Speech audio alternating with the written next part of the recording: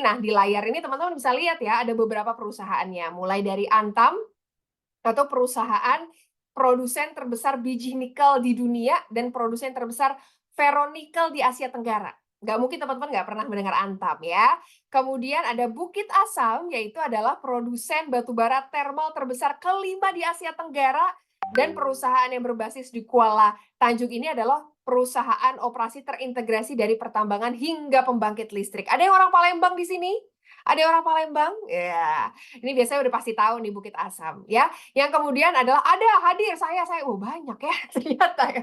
Oke, baiklah. Yang kedua, yang ketiga ada Freeport Indonesia. Ini pasti teman-teman juga pernah dan sering mendengar. Ini adalah perusahaan tambang yang mengoperasikan tambang Grasberg, tambang emas dan tambang tembaga secara global yang mempunyai cadangan yang besar sekali untuk copper and gold-nya. Di bawah kami juga kemudian ada Inalum. Ini kalau teman-teman ada yang dari Sumatera Utara juga pasti biasanya sangat familiar dengan perusahaan satu ini. Ini adalah perusahaan produsen aluminium primer satu-satunya di Indonesia yang juga punya PLTA dengan total kapasitas terpasang sebesar 603 MW. Kemudian kita melipir sedikit ke negeri Laskar Pelangi, itu ada PT Timah di sana yang merupakan produsen timah terbesar secara global yang juga pemegang cadangan timah terbesar di Indonesia. Nah, MindID itu juga memiliki dua perusahaan yang salah satunya tuh baru selesai divestasi ya. Yang pertama ada MindID Trading. Jadi MindID Trading ini adalah perusahaan trading arm yang MindID yang berbasis di Singapura. Jadi MindID juga punya perusahaan di Singapura gitu ya, anak usahanya.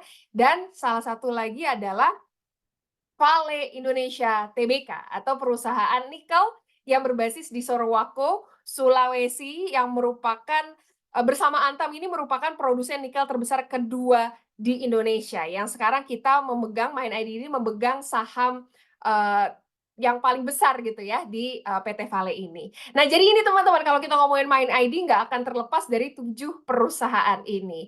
Nah, sebagai perusahaan tambang terintegrasi, MindID itu selalu pengen untuk bisa masuk jajaran perusahaan kelas dunia. Makanya kita juga sangat membutuhkan talenta terbaik. Maka itu, next, untuk bisa menjalin dan merekrut talenta-talenta terbaik, maka kita kemudian mencetuskan program namanya MindID Explorer Management Trainee Program yang saat ini sudah masuk ke kohort ketiga. Ardi dan Maria yang jadi pembicara di malam hari ini adalah kohort pertamanya ya. Nanti mungkin teman-teman bisa tanya-tanya langsung ya sama Ardi, sama Maria. Nah, apa sih sebenarnya Explorer itu? Jadi, Explorer itu sebenarnya adalah program manajemen trainee. Di mana, next, teman-teman akan menjalani program ini selama kurang lebih 2 tahun program. Dan perbedaannya dari program manajemen trainee lainnya, karena grup MindID itu tadi perusahaannya ada 7 ya. Jadi, ketika teman-teman nanti diterima di program Explorer, selama 2 tahun itu teman-teman berkesempatan mendapatkan 3 kali rotasi pekerjaan. Jadi teman-teman bisa nanti nyobain kerja di Antam, mungkin rotasi selanjutnya ke PT Freeport, atau mungkin rotasi selanjutnya lagi ke Vale. Nah, nanti kita akan mendengar pengalamannya dari Ardi sama Maria ya soal itu. Maka itu kita juga akan memberikan modal untuk unggul dalam karir nih gitu. Itulah kenapa manajemen trainee-nya MindID ini salah satu manajemen trainee terunik menurut saya. Karena kalau misalnya teman-teman masuk ke manajemen trainee yang lain kan paling ya muternya paling di posisi aja gitu ya, di antar posisi. Sementara kalau di manajemen trainee ini teman-teman bisa muternya antar perusahaan. Nah, siapa yang sudah daftar boleh? Mungkin ada di sini sudah daftar? Ya. Nah, next-nya, oh ada, saya sudah, rata-rata kayak udah daftar ya. Sudah, Kak. Oke, sudah. Nanti kita akan coba diskusi ya. Baik, next-nya, jadi kenapa teman-teman itu, next-nya, iya. Kenapa kemudian teman-teman harus ikut program Explorer gitu? Tadi saya udah bilang salah satu benefitnya adalah teman-teman itu bisa rotasi ke beberapa perusahaan di grup MindID. Tapi kalau misalnya saya bisa simpulkan 3 benefit terbesarnya adalah yang pertama, teman-teman itu bisa mendapatkan pengalaman belajar yang komprehensif. Yang kedua, teman-teman itu bisa bertumbuh dan berkembang. Dan yang ketiga, tentu saja teman-teman bisa membangun bangsa. Karena ya balik lagi, Mind ID itu adalah perusahaan BUMN yang dimana kita itu memiliki mandat gitu ya untuk bisa memberikan sumbangsih kepada pertumbuhan atau perkembangan Indonesia. Gitu. Next. Nah, di Explorer Management Trainee ini apa sih persyaratan minimum yang dibutuhkan? Ini teman-teman ya. Jadi belum bagi yang masih kayak aduh galau saya daftar atau enggak, saya masuk atau enggak, ini adalah persyaratan minimum kami. Yang pertama teman-teman harus berkeluarga negara Indonesia. Yang kedua ya memiliki keselarasan budaya dengan akhlak, noble purpose dan perilaku utama Mind ID. Apa itu Kak noble purpose dan perilaku utama Mind ID? Coba teman-teman masuk ke website Mind ID ya. Nanti di sana akan dikasih tahu apa sih noble purpose dan perilaku utamanya. Kemudian memiliki minimum gelar S1 atau D4 di jurusan manapun dengan IPK S1 minimal 3, S2 minimal 3,2. Kemudian kita menerima untuk fresh graduate atau profesional muda dengan pengalaman kerja maksimal 3 tahun. Jadi saya jangan dimarahin ya teman-teman di medsos ya, katanya gimana ceritanya fresh graduate punya pengalaman kerja. Enggak, Besti. Di sini tulisannya maksimal ya. Jadi fresh graduate atau profesional muda dengan pengalaman kerja maksimal 3 tahun. Fasih berbahasa Indonesia dan Inggris, baik tertulis maupun lisan, dan bersedia ditempatkan di seluruh wilayah operasi grup Mind ID. Karena di sini ada yang nanya, Kak, nggak ada maksimal umur? Nggak ada. Ya, yang kita maksimalkan adalah pengalaman kerja maksimal 3 tahun. Next. Nah, apa saja proses rekrutmen Explorer program Cohort 3? Yang pertama ada online application. Jadi sekarang nih teman-teman sudah bisa daftar di explorer.mind.id. Teman-teman akan diminta untuk mengisi formulir pendaftaran online. Setelah itu, ketika teman-teman akan lolos pre-screening, teman-teman masuk ke online cognitive and behavioral assessment gitu ya, di mana teman-teman akan diundang untuk mengikuti tes kognitif dan juga kepribadian secara online. Setelah itu, tahap ketiganya teman-teman akan ada FGD dan case interview. Kamu akan diundang untuk terlibat dalam FGD dan wawancara studi kasus dengan Komite Explorer dan Manajemen Mind ID. Kemudian setelahnya ada background check dan health screening gitu ya. Nanti kita akan melakukan prosedur background check dan juga MCU atau medical check up. Dan tes terakhir adalah BOD interview. Jadi ada 5 tahapan tes yang akan teman-teman ikuti dalam proses Explorer ini. Karena ini juga udah ada yang bertanya di kolom chat, Kak, kalau misal pengalaman lebih dari 3 tahun gimana? Yang kita cari adalah pengalaman maksimal 3 tahun. Kira-kira seperti itu. Next.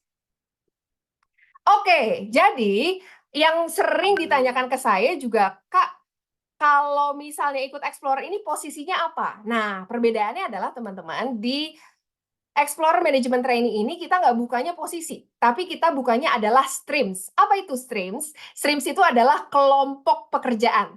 Jadi ketika teman-teman daftar, teman-teman bisa memilih 2 streams, pilihan pertama dan pilihan kedua. Apa saja kemudian streams yang bisa dipilih? Yang pertama itu adalah streams operation. Ini di dalamnya ada pekerjaan-pekerjaan di bidang eksplorasi sumber daya alam, ya, seperti exploration, kemudian mind planning. Sorry, tadi kayaknya tertutup.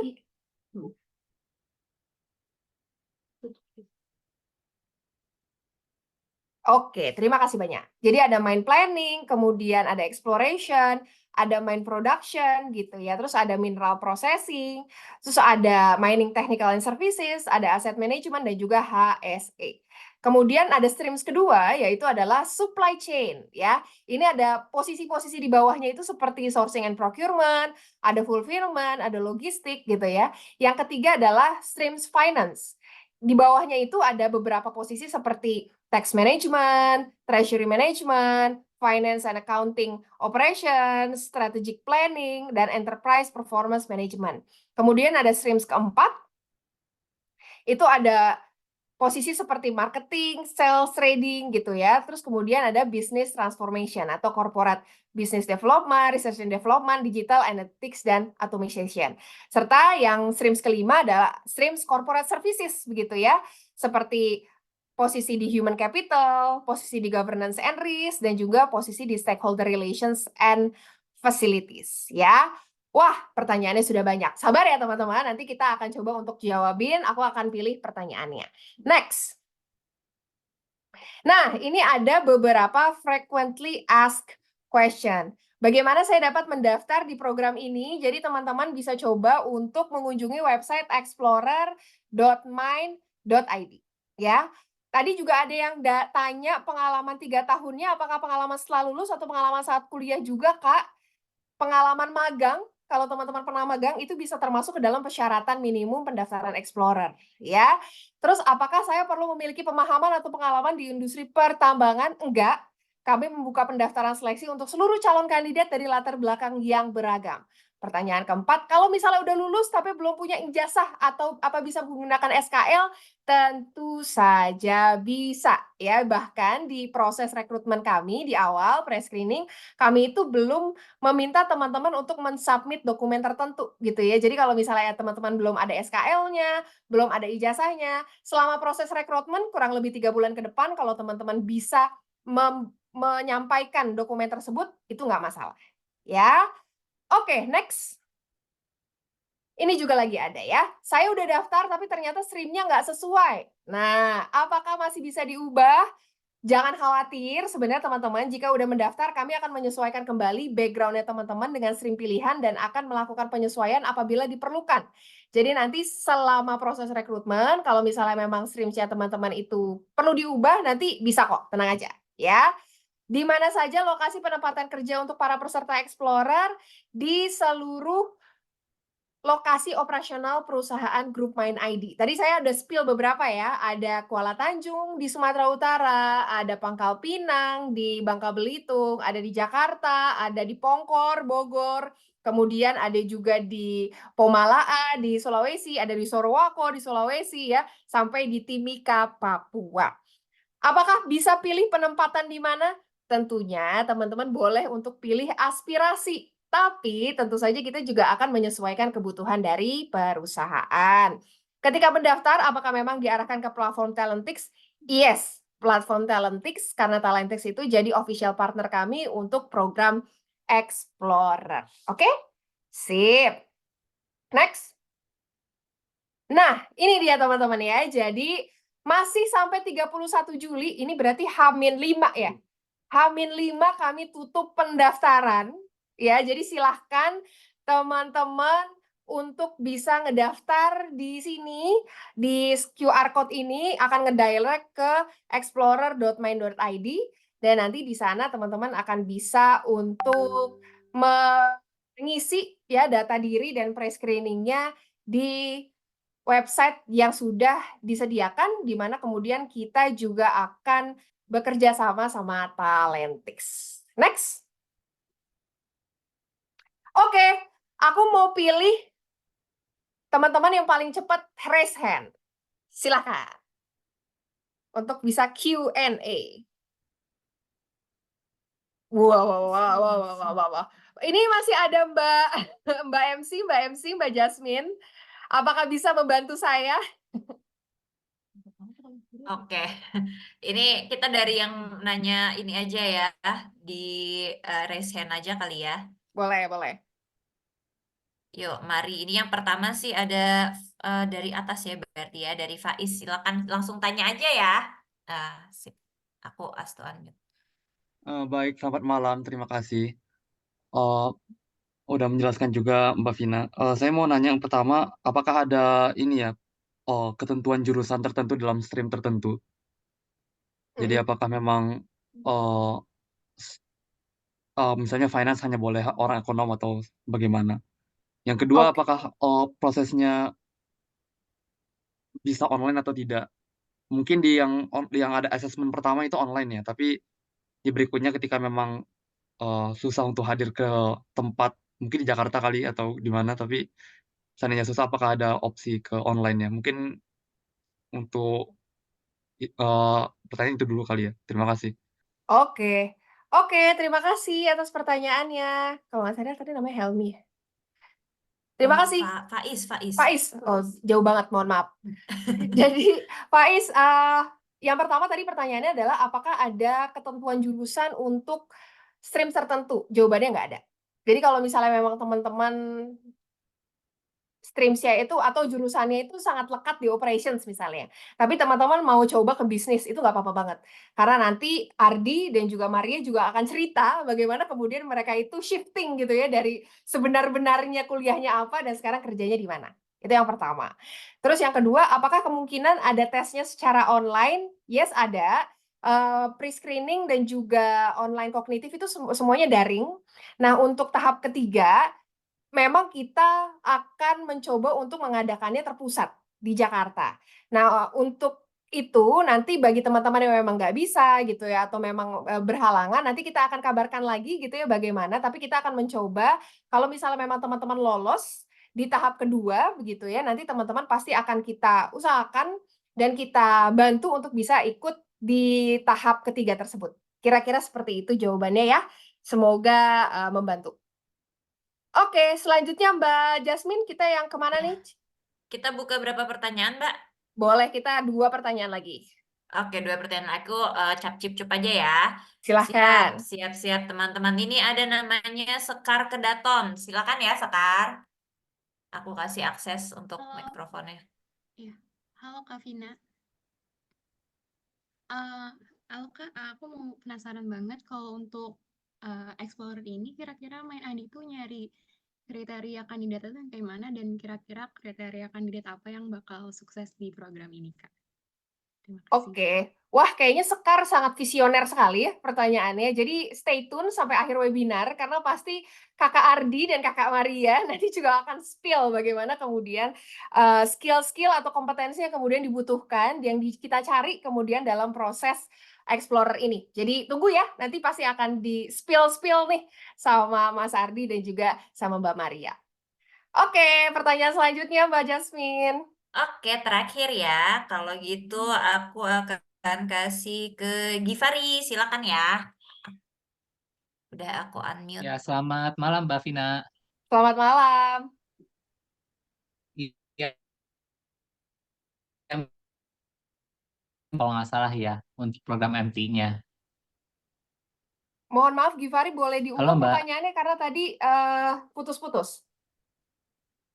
Oh iya Mbak, tadi kan ada 6 stream ya Mbak ya di MT-nya ini. Ada 5. Oh, ada 5, sorry ada 5 kan ya Mbak ya. Itu dia streamnya untuk main ID saja atau di perusahaan, anak perusahaan juga ya? Kasih. Oke. Jawabannya tentu saja untuk Mind ID Group. Berarti bukan hanya berlaku di Mind ID Holding, tapi juga di anak perusahaannya gitu ya. Dan di Antam, Bukit Asam, Inalum, Timah, PT Freeport. Jadi kalau misalnya nanti kamu diterima gitu, terus misalnya let's say di stream supply chain. Nah, rotasinya nanti juga bukan hanya di supply chain di Mind ID, tapi bisa supply chain di Antam, supply chain di Freeport, di Timah, dan lain sebagainya. Gitu kira-kira. Oke, aku mungkin jawab 3 pertanyaan dulu ya, yang dari kolom chat ya. Ini kayaknya udah banyak. Aku jawab dulu, misalnya rata-rata kayaknya soal pengalaman kerja nih. Kak, kalau misalnya udah bekerja 3 tahun 6 bulan, boleh mendaftar Kak. Kalau misalnya udah bekerja lebih dari 3 tahun, boleh mendaftar Kak. Kalau misalnya saya bilang, kalau mau daftar, mau daftar aja. Nanti kan pada akhirnya kita akan melihat apakah kemudian teman-teman itu sesuai gitu ya dengan profil yang kemudian kita cari. Terus ada lagi proses rekrutmennya berapa lama? Tadi kayaknya udah saya spill ya. Jadi kurang lebih proses rekrutmennya untuk 5 tahap itu 3 bulan ke depan. Jadi kalau misalnya memang teman-teman sekarang belum punya dokumen seperti ijazah atau SKL itu nggak apa-apa. Tapi selama jangka waktu 3 bulan ke depan, kami harapkan bahwa teman-teman sudah bisa memprovide gitu ya dokumen yang dibutuhkan tersebut. Terus, wow, banyak ya. Ini juga banyak pertanyaan soal berapa banyak kuota yang akan diterima. Nah, teman-teman, sebenarnya kita belum bisa disclose karena kami dari Mind ID juga masih ngitung berapa banyak kuotanya. Tapi yang bisa saya spill adalah kuotanya tentu lebih banyak dari Explorer cohort 2. Gitu. Oke, itu mungkin teman-teman ya yang bisa kemudian aku sampaikan untuk spill-spillnya. Nah, kita akan berlanjut ke talk show bagi teman-teman kemudian yang masih penasaran, aduh orangnya yang kayak gimana yang bisa diterima ya gitu ya. Teman-teman stay sampai akhir karena saya mau menjemput dua pembicara yang menemani saya di kesempatan kali ini. Yang pertama itu adalah next, saya mau bacain dulu nih CV-nya. Oke, ini ada Maria dan juga ada Ardi. Hai Maria, hai Ardi. Halo Kak. Halo, halo. Oke, aku bacain dulu CV-nya Ardi.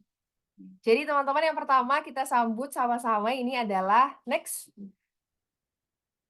Ardi Gamawanto. Jadi Ardi ini merupakan Explorer alumni cohort pertama. Ya, jadi Ardi ini angkatan pertamanya Explorer yang sekarang sudah bekerja di MindID sebagai Business Initiation Senior Associate. Ardi ini lulus dari Institut Teknologi Bandung, sarjana Teknik Elektro ya dia. Kemudian melanjutkan S2-nya di ITB juga, Teknik Elektro juga. Sebelum di MindID, Ardi ini pernah di beberapa perusahaan seperti PT Kuadran Energi, kemudian pernah graduate acceleration program juga bahkan. Jadi ini kayaknya MT pindah ke lain hati gitu ya Ardi. Dan ada juga electrical engineer waktu itu. Selanjutnya aku juga mau memperkenalkan pembicara yang kedua. Ini ada Maria Rizka Putri. Maria ini lulus dari Institut Teknologi 10 November atau ITS, Sarjana Teknik Kelautan. Ya, tapi sekarang Maria ini bekerja di MindID sebagai Governance and Compliance Senior Associate. Waktu kuliah, Maria juga pernah ikut student exchange ke Osaka University di bagian Naval Architecture dan Ocean Engineering. Sekarang Maria ini bekerja di Governance and Compliance, tapi sebelumnya Maria juga pernah ngebantu MindID selama jadi explorer trainee di subsidiary manajemen, pernah juga di portfolio management gitu ya. Sebelumnya sebelum masuk MindID, Maria juga pernah intern di Pertamina Hulu Energi. Nah, kita sambut sama-sama, ini dah Maria dan juga Ardi. Gimana kabarnya? Halo. Halo Kak, baik-baik. Kabar baik Kak Vina. Wah, seneng banget rasanya hari ini bisa ngobrol-ngobrol gitu ya sama Ardi sama Maria. Aku mungkin ke Ardi dulu kali ya. Tadi kayaknya udah banyak nih di kolom chat. Aduh keren, CV-nya bikin minder. Ardi, boleh diceritain nggak dulu pengalamannya Explorer Cohort 1 seperti apa? Pertanyaan gini, yang pertama, apa yang membuat Ardi tuh mau melamar di MindID? Yang kedua, pengalaman selama Explorer gimana? Dan yang ketiga, gimana rasanya setelah lulus? Silakan Ardi. Banyak banget nih pertanyaannya. Tapi aku coba jawab ya secara singkat. Selamat malam teman-teman semuanya. Semoga pada sehat ya. Udah Jumat malam gitu ya. Udah 5-5 mau weekend gitu ya. Jadi aku coba jawab singkat gitu ya. Kurang lebih gimana sih aku dulu tertarik gitu ya mau apply Explorer. Jadi kalau cerita sedikit, aku lulus S1 S2 di ITB. Dulu ikut program Fast Track namanya di ITB. Jadi 5 tahun S1 plus S2. Nah di ITB itu aku ngambil teknik elektro arus kuat. Nah mungkin teman-teman ada yang arus kuat juga nih. Nah kalau di arus kuat itu dulu belajar terkait dengan energi terbarukan dan juga salah satunya mobil listrik gitu. Nah, aku dulu pas belajar itu tertarik banget gitu kan. Kira-kira Indonesia ini prospeknya bagus banget lah ke depan kayak gitu. Nah, dulu pas aku tahu kayak gitu, aku tertarik nih kira-kira core-nya dari ini tuh apa gitu kan. Nah, salah satu adalah baterai. Nah, baterai ini aku pas lihat-lihat, oh di Indonesia ini ada perusahaan baru, yaitu IBC. Mungkin ada yang pernah dengar kan? Nah, aku cari tahu lah ini siapa nih yang punya gitu kan. Oh, salah satunya ada MindID gitu. Nah, di situ begitu tahu perusahaannya, oh ini mungkin perusahaan yang bagus nih gitu kan, yang mungkin aku bisa berkembang di situ gitu. Nah, dari situ ternyata pas banget buka gitu kan, ada si MT-nya ini gitu, si Explorer-nya. Nah, disitulah baru, oh ini kayaknya tempat yang mungkin cocok gitu buat aku, dan ternyata alhamdulillahnya aku kepilih. Nah, kalau singkat ceritanya memang, kalau tadi Kak Vina sudah ceritain, kan kesannya tuh secara proses seleksinya cukup panjang gitu ya. Tapi kalau teman-teman nanti lewatin, sebenarnya itu adalah proses yang enjoy. Kenapa? Karena itu semua udah disiapin buat teman-teman nanti bisa berkarir di sini gitu. Karena dengan tadi yang mungkin tanyain juga ya, kira-kira orang yang seperti apa sih gitu, maksudnya yang diterima di program ini. Jadi kalau boleh aku cerita sedikit, dari teman-teman yang udah lulus semua gitu ya, itu semua mereka orang-orang yang keren gitu bisa dibilang, yaitu mereka orang yang bisa kira-kira berpikir kritis gitu, kira-kira gimana sih menyelesaikan suatu masalah, terutama gitu ya dalam waktu yang singkat gitu. Karena nanti teman-teman mungkin hint sedikit gitu ya, kalau dulu aku case tadi interview cuma dikasih waktu 2 hari untuk nyiapin solusinya gitu. Jadi dikasih case interviewnya. Sekarang dikasih waktu cuma 2 hari, 48 jam, suruh submit gitu. Nah itu kan perlu bisa berpikir secara struktur gitu ya, terus kira-kira apa solusi yang tepat, dan mempresent secara baik. Nah itu yang mungkin sedikit hint gitu ya. Nah, terus kira-kira gimana gitu setelah lulus Explorer gitu. Nah, kalau bisa dibilang ini tuh apa ya, sangat berguna banget untuk menyiapkan karir sekarang ataupun ke depannya. Karena salah satu contohnya sedikit hint lagi juga gitu ya, nanti di program Explorer tuh ada kayak semacam mini project-nya lah kasarnya. Nah, di situ bahkan mini project ini yang sampai aku sekarang bekerja itu sangat-sangat kepake. Karena mini project-nya sebagai hint juga untuk membantu masalahku sendiri. Jadi kalau tadi sebagai gambaran gitu ya kan aku dari teknik elektro, teknik banget sampai S2 bahkan. Begitu kerja aku pilih bisnis, streamnya itu bisnis. Nah itu kan tadi shifting 180 derajat gitu kan. Nah dari situ gimana aku bisa mencoba gitu ya, challenge diri aku juga, gimana sih bisa mengerti di industri bisnis, karena kan pasti beda banget tuh teknik dengan bisnis gitu kan. Nah disitulah salah satu yang aku cukup ada challenge-nya, gimana sih aku dulu bisa belajar terkait dengan menganalisis keekonomian suatu proyek. Dari yang awalnya aku dapat nih satu investasi apa, gimana mereviewnya, kemudian apa yang harus dilihat, sampai rekomendasinya itu apa gitu. Nah itu yang aku kan harus belajar tuh flow-nya seperti apa. Nah itu mini projectku malah membantu aku sendiri. Jadi aku itu secara flow-nya seperti apa, dan kira-kira untuk nanti pun orang yang kedepannya akan masuk ke situ mungkin akan terbantu juga gitu. Mungkin kurang lebih singkatnya gitu dari aku, Kak Vina. Siap. Tadi kayaknya ada yang belum terjawab. Setelah lulus gimana, Ardi? Setelah lulus bener-bener luar biasa sih. Karena bisa dibilang, tadi dibilang ya, secara kesempatan untuk belajar itu unlimited. Nah, itu bener-bener memang membuka banget gitu. Karena tadi aku dari teknik, terus masuk di bisnis. Di bisnisnya pun aku pertama sempat di tim project. Jadi project ini bisa dibilang konektor lah antara technical gitu ya, dan juga bisnis. Karena memang melihat suatu investasi yang menjadi proyek secara keseluruhan gitu. Nah, itu benar-benar gimana kita nanti bisa melakukan stakeholder management yang baik gitu. Nah, itu nanti mungkin teman-teman akan sangat merasakan lah di pekerjaan ini, itu adalah faktor yang sangat penting gitu. Nah, nanti dari situ barulah gimana ke depannya ini membentuk kita gitu untuk menjadi pribadi yang lebih baik. Mungkin kurang lebih gitu, Kak Vina. Mantap, Ardi. Selanjutnya saya juga mau ke Maria. Maria, coba ceritain dulu. Maria kan sempat intern ya, waktu itu di Pertamina. Terus apa yang mendasari akhirnya mencoba untuk bisa masuk Main ID? Terus ketika ngejalanin Explorer tuh seperti apa? Dan setelah lulus sih gimana? Karena tadi juga ada pertanyaan soal streams. Bagi teman-teman yang tadi ngelihat CV-nya Maria itu lulusannya teknik kelautan. Sekarang Maria itu berada di divisi governance and compliance yang ngurusinya hukum. Maria, bisa diceritain nggak gimana perjalanannya?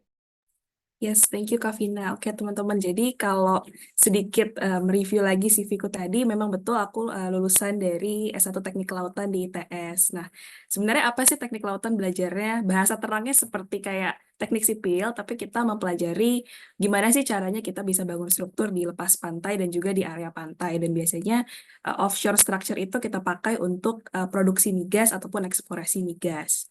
Sepanjang aku kuliah, aku sempat juga intern di Pertamina, itu di Operation Engineer Intern.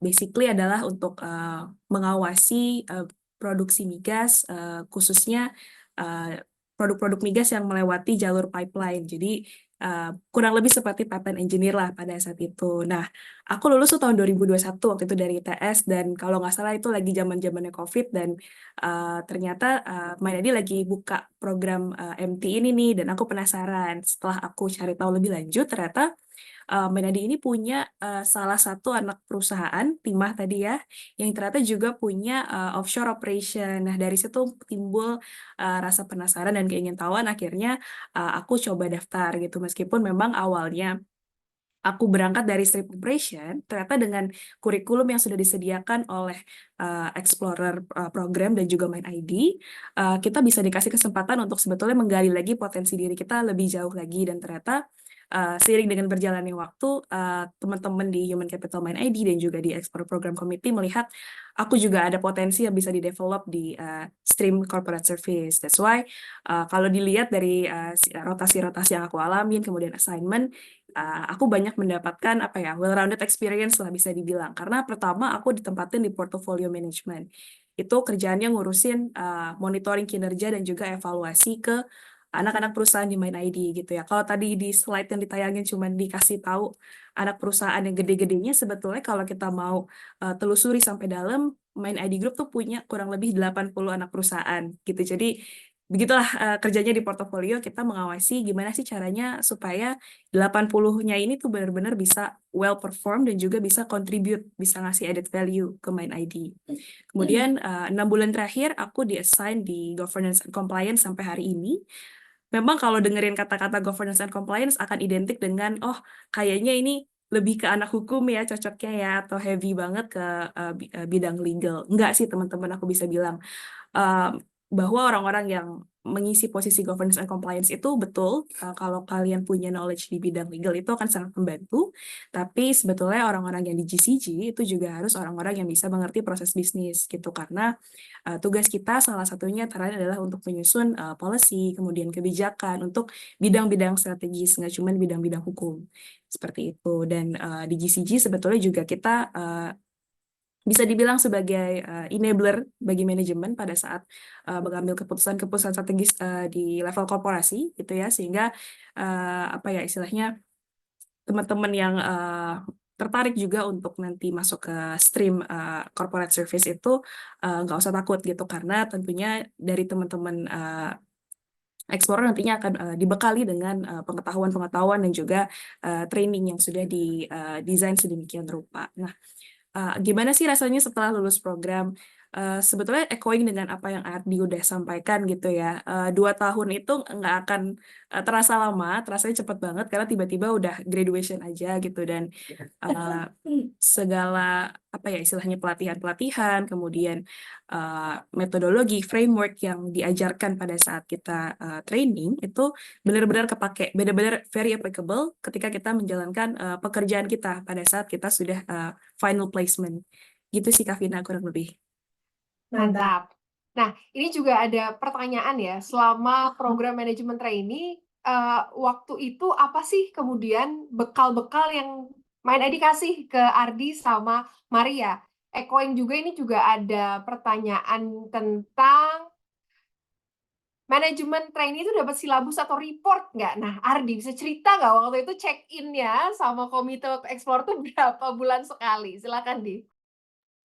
Oke, jadi kalau cerita dikit, sebenarnya dibekelin pertama dibekelin apa aja gitu kan.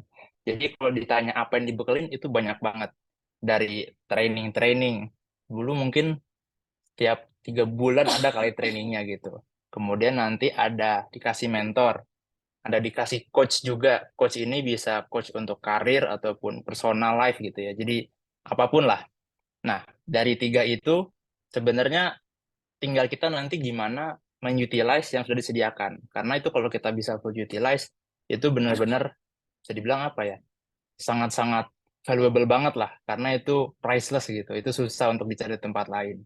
Nah, kemudian tadi, kira-kira secara report juga nanti seperti apa gitu ya. Nah, itu bisa dibilang kita checkpoint tuh mungkin 2 bulan sekali, sebulan sekali bahkan gitu. Jadi emang kita dilihat lah kira-kira apakah kita ada kesulitan atau enggak, dan komite pun maksudnya kalaupun kita ada kesulitan akan mencari jalan keluarnya gitu. Kira-kira apa nih solusi yang kira-kira bisa diimplementasikan ke masing-masing explorer, karena kan mungkin setiap orang case-nya akan berbeda-beda, dari project-nya berbeda, placement-nya berbeda, perusahaan yang berbeda, lingkungannya pun berbeda gitu. Nah, ini yang mungkin nanti akan diformulasikan, mungkin tadi sesuai dengan explorernya itu sendiri ataupun memang sesuai dengan kebutuhan perusahaan. Thank you, Ardi. Aku juga mau ke Maria. Tadi Maria juga cerita bahwa sekarang apa yang Maria lakukan itu bisa dibilang lumayan berbeda gitu ya sama apa yang kemudian Maria pelajari selama kuliah.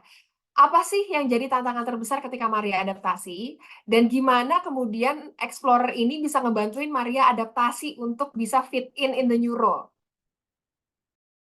Tantangan terbesarnya pastinya mungkin penyesuaian ke beda rezim ya Kak. Ya dulu mungkin engineering kita dipaksa untuk berpikir logis, teoritis, tapi juga at the same time practical. Tapi kalau yang sekarang kan mungkin kita utilize knowledge di bidang hukum dan juga sedikit compliance gitu. Nah, challenge-nya adalah gimana caranya kita bisa gaining credibility dan juga kepercayaan dari peers kita, atasan kita, dan rekan-rekan kerja kita gitu. Karena considering kita seseorang yang tidak datang dari background yang sama dengan mereka gitu. Nah, caranya sebetulnya adalah konsisten untuk memberikan yang terbaik dalam bekerja gitu. Understand bahwa pastinya akan ada gap, pastinya akan ada ketidaksempurnaan, cuman nggak apa-apa, kita harus embrace the learning journey dan juga selalu take time untuk juga build relationship dengan rekan-rekan kerja di kantor supaya mereka juga bisa kasih kita feedback gitu, area apa sih yang harus kita develop lebih lanjut, area apa sih yang harus kita mungkin perkuat atau pertahankan gitu, dan selalu showing good attitude terhadap pekerjaan gitu. Oke, thank you. Ini juga sebenarnya ada beberapa pertanyaan yang udah masuk via kolom chat ya, tapi aku mau merangkum pertanyaan terkait soal rekrutmen. Karena tadi Ardi sama Maria juga belum banyak cerita soal rekrutmen. Ardi, apa sih yang kemudian yang Ardi lakukan waktu itu untuk mempersiapkan diri dalam proses rekrutmennya Mind ID? Nah, bisa kasih tips nggak buat teman-teman kemudian ini juga yang hopeful banget nih ngikutin langkahnya Ardi sama Maria, gimana bisa nanti ketika rekrutmen, ketika tes, kemudian masuk ke FGD, itu bisa jadi lebih siap?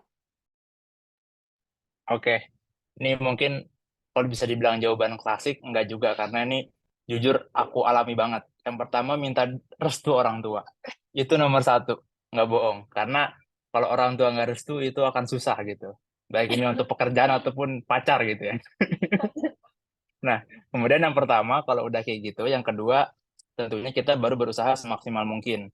Kalau dulu, aku Siap. kan mempelajari dulu tuh, kira-kira alurnya itu ada apa aja. Dari itu, pertama kan secara administratif, kemudian yang kedua, untuk bukan ujian, dulu kayak gamification, kayak psikotes, tapi dalam bentuk game. Itu dulu aku cari referensi sebanyak mungkin di YouTube ataupun di Google lah.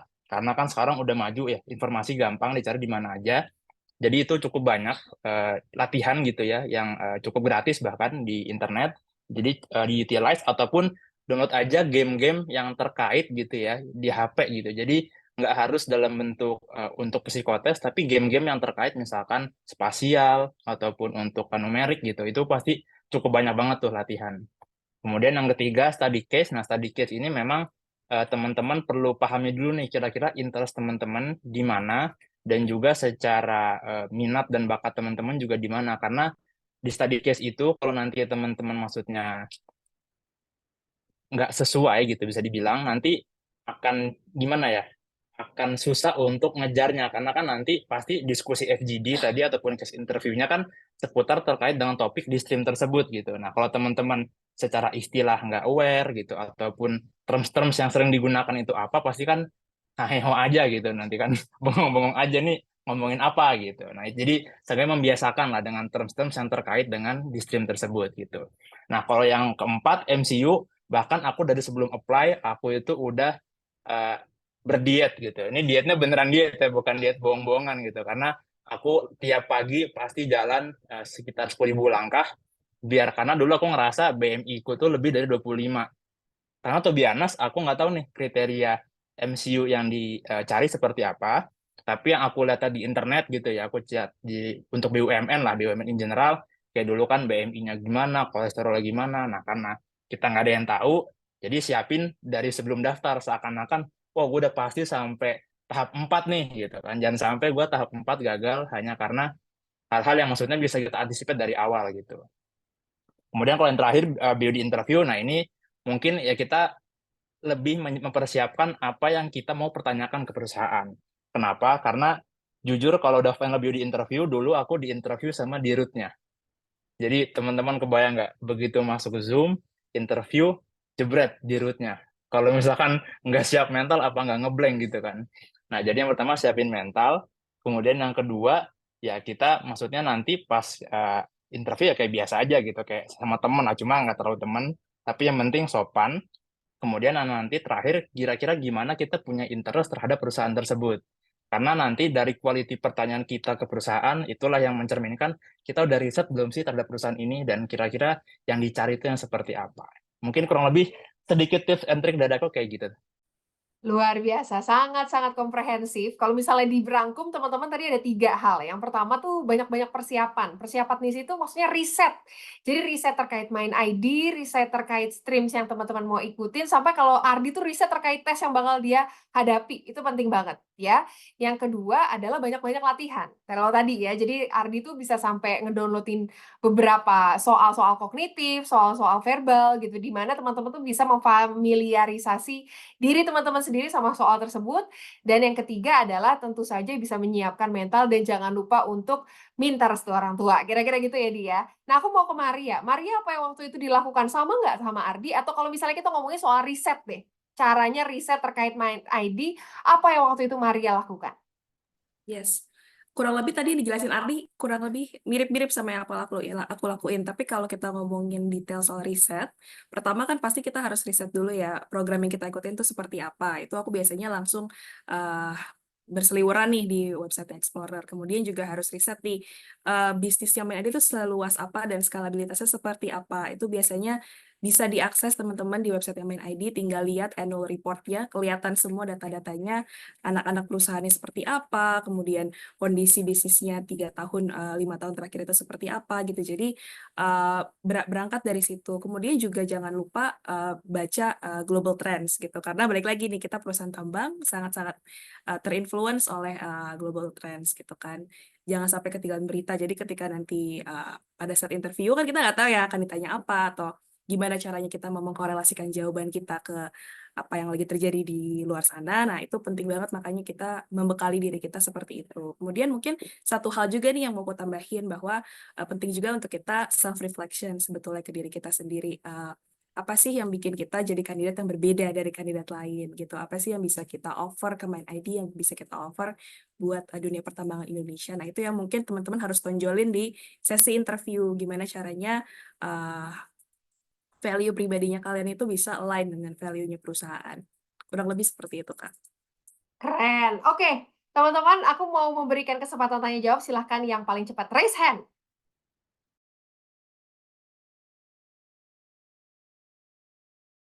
Oke, aku buka 3 dulu ya, teman-teman ya, sabar ya. Yang pertama silahkan Rista, boleh?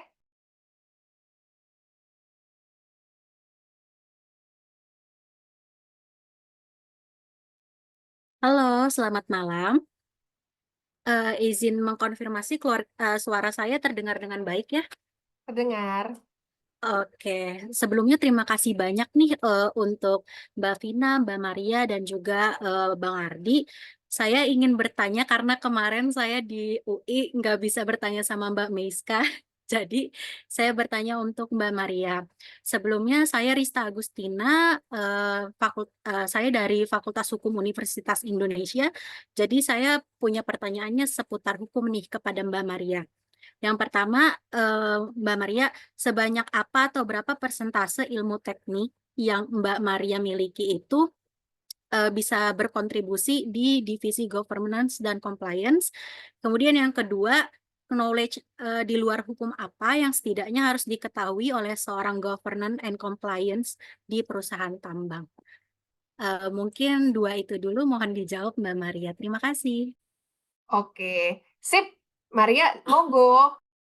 Ya, terima kasih Mbak Rista. Jadi kalau kita korelasikan lagi nih ilmu engineering apa sih yang sebetulnya bisa dipakai di posisi governance and compliance, jawabannya adalah kemampuan untuk berpikir logis dan analitis. Karena kalau misalkan aku ambil satu contoh ya, tugas di governance and compliance tadi aku sempat mention itu adalah untuk menyusun policy, menyusun kebijakan. Nah, dalam menyusun kebijakan untuk policy tentunya kita harus ngelihat kan bisnis prosesnya apakah akan bersinggungan antara satu divisi dengan divisi lain gitu kan. Apakah ada redundansi dalam proses. Nah, itu juga harus dipertimbangkan dalam menyusun kebijakan gitu. Kemudian kalau case-nya dalam rangka mengevaluasi atau mereview dokumen aksi korporasi atau dokumen yang jadi keputusan untuk manajemen gitu. Tentunya kita kan harus cek ya, maksudnya underlying dokumennya apakah sudah lengkap, apakah valid, apakah akurat. Nah, itu sebetulnya adalah kemampuan-kemampuan dari bidang teknik yang kemudian relevan untuk diaplikasikan di divisi GCG gitu. Kemudian untuk pertanyaan yang kedua, skill apa sih yang harus di-develop gitu untuk bisa sukses di fungsi governance and compliance? Mungkin salah satunya antara lain adalah untuk bisa punya skill teamwork and collaboration gitu, karena divisi GCG ini akan sangat banyak bersinggungan dengan berbagai divisi first line di MindID gitu. Dia akan mendampingi seluruh divisi-divisi utama kayak divisinya Ardi gitu, misalkan business initiation dalam proses mengevaluasi investasi. Teman-teman di GCG akan bantu apakah suatu proses approval investasi ini tunduk pada peraturan atau comply dengan peraturan atau enggak. Nah, kurang lebih gambarannya seperti itu sih. Jadi memang butuh knowledge hukum sebagai dasar kita untuk melihat substansinya seperti apa, tapi memang nggak semuanya harus hukum gitu yang masuk di divisi GCG gitu. Thank you, Maria. Ini juga menjawab pertanyaan yang ada di kolom chat ya, dari Hafni terkait apa sih obstacles-nya, terus apa essential skills-nya, tadi sudah dijawab ya sama Maria, bahwa sebenarnya nggak harus pure hukum gitu teman-teman yang dari teknik, juga ternyata dibutuhkan, apalagi kemampuan untuk berpikir secara kritis dan teknis gitu ya, untuk mengetahui lebih detail apa yang dibutuhkan dalam sebuah proses bisnis, utamanya di industri pertambangan. Next, aku mau ke Farah Diba. Hai Farah Diba, boleh dibantu untuk unmute?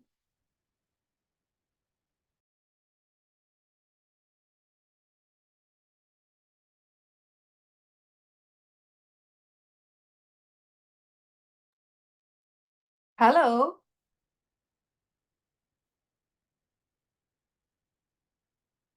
Sepertinya masih loading. Hai Farah. Oh, hai. Maaf tadi terlambat ya Kak ya. Soalnya ini saya lagi ada kesibukan. Jadi mohon maaf. Assalamualaikum warahmatullahi wabarakatuh. Selamat malam Kak Vina, selamat malam Kak Ardi dan juga Kak siapa namanya Kak Maria Putri. Baik, saya ingin bertanya mengenai ketentuan dan syarat tertentu di MindID tersebut. Saya asli orang Bangka, asli Bangka. Nah, saya ingin bertanya mengenai syarat ketentuan itu. Nah, kan yang syarat ketentuan itu kan fresh graduate atau punya pengalaman maksimal 3 tahun kan, Kak? Jadi, apakah sedangkan saya ini fresh graduate tetapi punya pengalaman 2 bulan atau 1 bulan lebih, Kak. Apakah bisa atau bagaimana? Terima kasih. Salam dari Bangka. Assalamualaikum. Waalaikumsalam. Mungkin yang ini aku yang jawab kali ya. Terima kasih Farah. Jadi bisa, walaupun memang fresh graduate udah punya pengalaman kira-kira 2 bulan, bisa tetap untuk bisa mendaftar. Nanti pengalamannya memang kalau misalnya udah kerja, bisa dimasukkan saja di kolom pengalaman di Talentix. Gitu kira-kira ya. Dan semoga nanti Farah bisa masuk, enggak cuma nanti bisa ngerasain kerja di Timah, tapi juga bisa muter-muter di grup MindID. Ya, selanjutnya aku mau ngebacain pertanyaan dari chat nih, ada dari Gayatri. Malam Kak Vina, mau tanya dong, apakah proses rekrutmen MT ini wajib bahasa Inggris fasih? Terus apakah ada pertimbangan pilihan universitas? Dan gimana dalam proses fresh graduate yang memiliki banyak pengalaman, apakah ada pertimbangan? Aku mau minta Ardi yang jawab, boleh nggak Di? Apakah proses rekrut MT ini wajib bahasa Inggris fasih? Terus menurut Ardi nih, apakah yang diterima itu cuma universitas-universitas yang keren, yang universitas yang biasa aja nggak diterima gitu ya? Dan kalau misalnya nanti fresh graduate atau pengalamannya belum banyak, berpengaruh nggak menurut Ardi? Silakan. Yes, sir. Jadi intinya jawabannya nanti untuk rekrutmennya itu full bahasa Inggris dari awal. Bahkan dari ngisi Talentix harusnya pakai bahasa Inggris juga sih ya. Karena dulu seingatku dari ngisi awal itu sih pakai bahasa Inggris. Nah, jadi memang secara mungkin apa ya, kan kalau aku dulu sih nggak diperluin bahkan sertifikat bahasa Inggris gitu. Sekarang mungkin mungkin masih mirip-mirip ya, tapi seenggaknya kenapa itu nggak diperluin? Karena seluruhnya full pakai bahasa Inggris gitu. Untuk gimana nanti teman-teman dinilai gitu lah. Kan kita nggak ada punya sertifikat TOEFL atau apa segala macam. Karena jujur aku sendiri dulu aku nggak punya. Makanya dulu pas nge-apply, coba-coba berhadiah juga gitu. Karena mungkin ngerasanya bisa-bisa little I can lah. Tapi asal yang penting teman-teman tadi pede. Teman percaya diri, mungkin ya nggak sepenuhnya apa namanya harus 100% yang grammar Nazi gitu ya. Tapi yang penting tadi teman-teman gimana pede, teman-teman bisa menyampaikan gitulah secara pesannya. Yang penting secara lawan bicara nyaman gitulah. Itu yang pertama.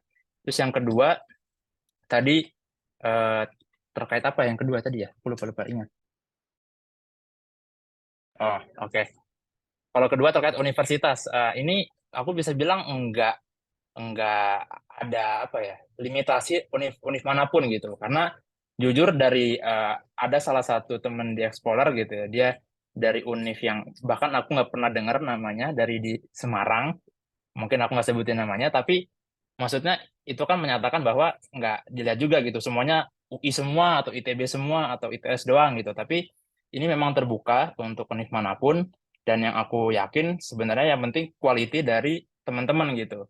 Karena kampus itu aku bisa bilang ya cuma administratif aja gitu. Asalkan teman-teman lolos di awal, tahap 1 gitu. Tahap 2 ke belakang itu murni karena teman-teman gitu. Itu yang aku bisa bilang. Jadi teman-teman show your best quality dan insya Allah teman-teman bisa mendapatkan terbaik. Oke, mantap. Aku minta satu pertanyaan lagi kali ya. Faiz, halo. Yang raise hand bisa dibantu untuk bisa unmute. Hai Faiz. Halo, Mbak Vina dan Mbak Maria dan Mas Ardi, terima kasih. Saya mungkin pertanyaannya lebih ke teknis ya. Di streamnya Main ID sendiri, kalau misalnya saya tertarik atau teman-teman tertarik terhadap bisnis sustainable di mining, itu bisa masuk stream yang mana? Mungkin pertanyaan yang kedua saya mau nanya, apakah sudah masuk ke stream tertentu tidak bisa pindah-pindah lagi nanti ketika di dalam MT-nya, ataupun ketika nanti di MT apakah sudah langsung ditentukan, bagaimana menentukan misalnya saya masuk ke Inalum atau saya masuk ke Timah atau gimana? Terima kasih. Oke, kalau ini kayaknya aku yang jawab ya. Jadi kalau sustainability itu masuknya ke streams yang mana? Ini juga ada yang nanya di kolom chat. Kalau ESG masuknya ke streams yang mana gitu ya? Itu di corporate service, teman-teman. Taduh, Kak, tapi saya udah daftar masuknya ke bisnis lagi. Jangan khawatir. Seperti yang tadi udah aku sampaikan waktu di paparan, kalau misalnya memang teman-teman sudah memilih streams yang kayaknya kurang pas, nanti selama proses rekrutmen itu juga kita akan assess atau kita akan nilai lagi teman-teman akan lebih masuknya kemana. Gitu. Begitu juga dengan penempatan rotasi di Explorer ini gitu ya. Tadi juga ada yang nanya tuh di kolom chat. Kak, itu 2 tahunnya masing-masing perusahaan 2 tahun atau selama 2 tahun kita 3 kali rotasi? Selama 2 tahun kita 3 kali rotasi. Ya, jadi rotasi pertama itu 6 bulan, rotasi kedua 6 bulan, rotasi yang terakhir itu 1 tahun. Gitu. Jadi kurang lebih totalnya adalah 3 tahun. Gitu ya Faiz. Semoga menjawab, dan sekali lagi kalau teman-teman udah mendaftar terus kayak salah atau ngerasa kurang cocok, jangan khawatir, ikutin aja prosesnya. Nanti selama proses tersebut juga kita akan assess kok teman-teman itu seperti apa dan nanti cocoknya di mana sesuai dengan kebutuhan perusahaan. Oke, Maaf Mbak, saya mau ulang lagi tadi di corporate business ya, yang untuk corporate sustainable. services. Corporate Oh, services. oke, terima kasih. Siap. Oke, terakhir nih mungkin dari Maria dan dari Ardi, aku mau minta pesan-pesannya dong buat teman-teman, kasih tips and trick boleh, kasih semangat boleh, buat para Explorer Hopefuls ini untuk bisa mengikuti jejaknya Maria dan Ardi. Oke, kalau dari aku, pesannya mungkin teman-teman selalu semangat, jangan lupa berdoa untuk persiapan seleksinya, dan semoga lancar-lancar terus. Intinya, ketika teman-teman udah memutuskan untuk join Explore program ini, please keep in mind bahwa teman-teman harus bisa meningkatkan skill adaptability, harus bisa open to change, karena pertambangan itu industri yang sangat dinamis dan dipengaruhi oleh banyak sekali faktor. So, kita mungkin bisa punya rencana, tapi along the way itu bisa berubah. Jadi teman-teman harus bisa embrace the change, karena change itu adalah teman sebetulnya. Kurang lebih itu. Dari Ardi silahkan. Oke, mungkin kalau aku pesan yang pertama tentunya teman-teman aku pesanku adalah untuk berkomitmen. Berkomitmen pertama adalah maksudnya untuk teman-teman kemanapun apply kerjanya gitu ya, untuk selalu melakukan tadi riset, kemudian preparation dan juga latihan gitu dengan siapapun yang mungkin bisa mock up atau segala macam gitu ya. Karena komitmen ini nggak hanya berguna untuk apply kerjanya aja, tapi untuk di pekerjaannya itu sendiri gitu. Itu sangat-sangat menentukan gitu lah. Maksudnya teman-teman ini akan menjadi orang seperti apa. Karena banyak orang yang maksudnya take it for granted gitu. Nah, jangan sampai teman-teman menjadi orang seperti itu. Nah, kemudian yang kedua tentunya teman-teman apa namanya untuk selalu tadi meminta doa restu orang tua, kemudian berdoa karena sebaik apapun usaha kita gitu, kalau kita nggak minta doa restu ataupun berdoa gitu ya, itu maksudnya akan bisa jadi ada satu titik yang menjadi celah gitu lah. Nah, jadi biar usahanya komplit gitu ya. Tadi yang pertama komitmen secara duniawi dan juga yang kedua secara akhirat lah, kurang lebih gitu. Terima kasih Ardi, terima kasih Maria. Teman-teman kita kasih applause yuk. Ada emoji-emoji applause buat Mbak Maria dan Mas Ardi, Explorer alumni cohort 1 yang sudah berbagi pengalaman, berbagi tips and trick, kasih cerita gitu ya. Gimana sih rasanya kerja di Mind ID, gimana sih rasanya ikut program Explorer, nanti setelah Explorer seperti apa. Semoga bisa membuka cakrawala dan informasi teman-teman semua terkait apa yang harus dipersiapkan, apa yang harus dilakukan gitu ya agar bisa lolos di program ini. Semoga bermanfaat dan bagi teman-teman yang belum daftar, please do register karena kita H-5 penutupan pendaftaran nih. Jadi cus langsung ya ke explorer.mind.id. Di sana teman-teman akan redirect ke website Talentix dan bisa masukin ke data diri dan semua hal yang dibutuhkan. Oke, dan jangan lupa untuk bersiap. Untuk itu, aku kembalikan lagi ke Mbak MC yang cantik, Mbak Jasmine. Silakan. Makasih Kak Vina yang keren dan Mas Ardi dan juga Mbak Maria yang keren. Aku senang banget dengan pemaparannya tadi bahwa ternyata program MT dari Mind ID ini berbeda sekali ya. Jadi teman-teman nggak cuma dalam satu perusahaan, tapi ternyata bisa lompat-lompat ke berbagai perusahaan. Apakah masih bisa disebut kutu loncat juga? Kita tidak tahu. Oke. Anyway, thank you Mas Ardi, Mbak Maria, Mbak Vina atas wawasan dan pengalamannya. Semoga bermanfaat untuk teman-teman semua. Tapi jangan kabur dulu ya teman-teman. Aku ingin mengingatkan beberapa hal. Yang pertama nih, nah tadi udah diingatkan berkali-kali oleh Mbak Vina bahwa kita sedang membuka pendaftaran Explorer dan terakhir 31 Juli which is 5 hari lagi. Jadi teman-teman udah tinggal sebentar lagi. Kalau dari pertanyaannya banyak banget yang bertanya seleksi. Kalau kata aku sih daftar aja deh. Nothing tulus loh teman-teman gitu. Nah, aku kasih waktu mungkin 3 detik nih untuk nge-screenshot atau mungkin mau ngefoto atau semacamnya atau bisa langsung ke websitenya di explorer.mind.id gitu ya. 1, 2, 3.